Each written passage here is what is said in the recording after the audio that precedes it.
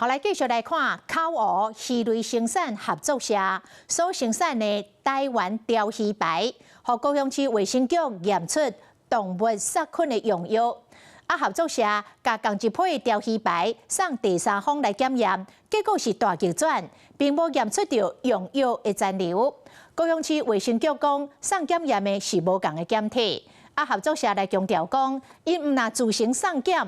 后续，嘛请高雄市卫生局来做复检，确保这批鲷鱼排无食安的问题。高雄市卫生局讲，这款台湾鲷鱼排产品验到动物杀菌的hiệu quả，恩符奎林所选。鲷鱼排供应商是云林口湖乡口湖鱼类生产合作社，将刚一批出的鲷鱼排送到公证单位 SGS 复检。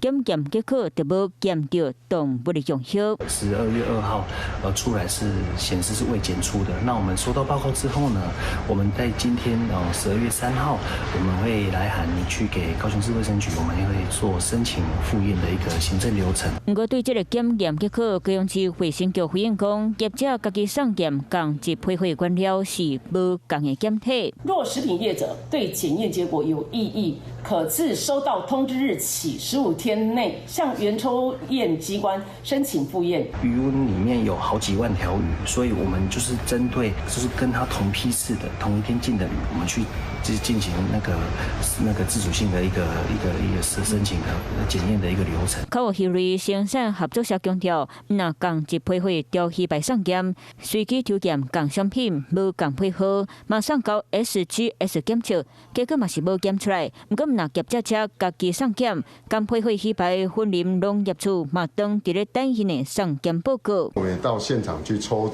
出它的遗体，还有底土跟水质，我们进行化验。那我们现在以最速件送到 SGS 的实验室。供应商强调，因除了家己送检，嘛请高雄市卫生局复检，会确认这批鲷鱼无问题，确保民众的食品安全。Hello， 我是林仙怡。想要抢先掌握最及时的新闻资讯吗？赶快订阅、按赞、开启小铃铛，锁定华视新闻 YouTube 频道。